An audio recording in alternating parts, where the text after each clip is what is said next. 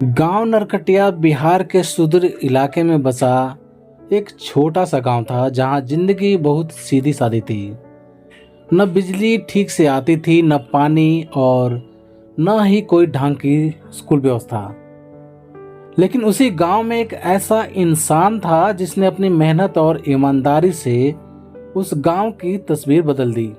उसका नाम था शिवनाथ प्रसाद, एक रिटायर्ड शिक्षक जो अब सबके लिए गुरुजी बन चुके थे। शिवनाथ बाबू ने सरकारी स्कूल से सेवानिवृत्ति के बाद अपने जीवन को आराम नहीं, समाज सेवा के लिए समर्पित कर दिया। उनके 3 बेटे थे जो शहरों में नौकरी कर रहे थे, लेकिन शिवनाथ बाबू ने शहर जाने की बजाय गांव में ही रहना चुना। उनका मानना था, अगर हम गांव छोड़ देंगे तो गांव कभी आगे नहीं बढ़ेगा। कोई तो होना चाहिए जो मिसाल बने। गांव के बच्चे स्कूल नहीं जाते थे, या तो खेतों में काम करते या फिर मोबाइल में खोए रहते। एक दिन उन्होंने पंचायत में जाकर कहा, अगर आप सबकी इजाज़त हो तो मैं अपने घर के आंगन में बच्चों को पढ़ाना चाहता हूँ। फीस नहीं लूंगा, बस आपका साथ चाहिए। सब चौंक गए। कोई 70 साल का बुजुर्ग जो आराम से पूजा पाठ कर सकता था, अब बच्चों को पढ़ाना चाहता था। शिवनाथ बाबू ने अपने घर के पीछे एक छोटा कमरा साफ किया, दीवारों पर रंग बिरंगे चार्ट्स लगाए और एक पुरानी ब्लैक बोर्ड लाकर रख दी। शुरुआत में केवल 3 बच्चे आए, रमेश, काजल और छोटू। लेकिन जब बच्चों ने अपने माता पिता को बताया कि पढ़ाई मजेदार है और गुरुजी कहानी सुनाते सुनाते सब समझा देते हैं, तो अगले हफ्ते ये संख्या बढ़कर 20 हो गई। शिवनाथ बाबू रोज सुबह 5 बजे उठते, बच्चों के लिए झाड़ू लगाते, खुद ही चाय बनाते और फिर 7 बजे से कक्षा शुरू करते। उन्होंने बच्चों को न सिर्फ अक्षर ज्ञान दिया, बल्कि जीवन की असली शिक्षा दी, ईमानदारी, सेवा और आत्मसम्मान। एक दिन गांव की सरपंच महिला कमला देवी खुद कक्षा देखने आई।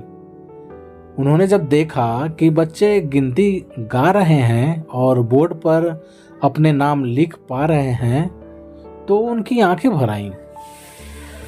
गुरुजी, आप तो सच में इस गांव के लिए एक मिसाल बन गए हैं, उन्होंने भावुक स्वर में कहा। हर मिसाल बनने की राह में मुश्किलें तो आती ही हैं। गांव के कुछ लोग जो अपने बच्चों को मजदूरी करवाते थे, उन्हें शिवनाथ बाबू की शिक्षा पसंद नहीं आई। उन्होंने पंचायत में शिकायत की, बच्चों का समय बर्बाद हो रहा है, पढ़ाई से पेट नहीं भरता। लेकिन जब शिवनाथ बाबू ने हर बच्चे का नाम लेकर बताया कि अब वो अपना नाम लिख सकता है, जोड़ घटा कर सकता है और स्वाभिमान से कह सकता है मैं कुछ बनूंगा, तब पंचायत को भी मानना पड़ा कि ये शिक्षा एक दीपक की तरह है जो अंधकार में रोशनी ला रही है। 3 साल बीत गए। अब शिवनाथ बाबू के स्कूल में 60 से ज्यादा बच्चे पढ़ते थे। गांव के कई लड़के लड़कियां 10वीं पास कर चुके थे। कुछ शहर जाकर आगे पढ़ने लगे, तो कुछ ने गांव में ही लाइब्रेरी शुरू कर दी। सबसे बड़ी बात ये थी कि अब गांव के लोग शिवनाथ बाबू को सिर झुकाकर नमस्ते करते थे।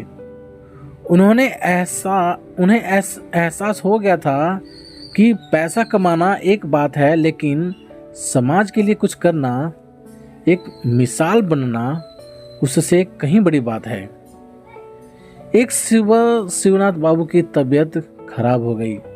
अस्पताल ले जाया गया, लेकिन उम्र और मेहनत ने अपना असर दिखाया। 2 दिन बाद उन्होंने सबको अलविदा कह दिया। लेकिन जाते जाते भी उन्होंने अपने बेटों से कहा, मेरी मृत्यु पर कोई भोज मत करना, बल्कि उस पैसे से बच्चों के लिए किताबें खरीद लेना। यही मेरी विदाई होगी। गांव ने उनके नाम पर स्कूल का नाम रखा, शिवनाथ गुरुकुल। आज भी नरकटिया गांव जब कोई बच्चा पढ़ने जाता है तो माँ बाप गर्व से कहते हैं, हमारे बच्चे को पढ़ने भेज रहे हैं गुरु जी की दी हुई रोशनी में। दोस्तों, एक मिसाल सिर्फ एक कहानी नहीं बल्कि उस सोच का प्रतीक है कि बदलाव किसी सरकार या संस्था से ही नहीं बल्कि एक अकेले इंसान के लगन से भी आ सकता है। तो प्यारे दोस्तों, आप सबका इस बारे में क्या राय है, प्लीज कमेंट करके हमें जरूर बताएं। यदि ये कहानी आप सभी को पसंद आई हो तो लाइक करें, शेयर करें और चैनल पर नए हो तो प्लीज चैनल को सब्सक्राइब भी जरूर करें। चलिए दोस्तों, मिलते हैं आप सभी से एक और नई कहानी के साथ। तब तक के लिए जय हिंद, वंदे मातरम।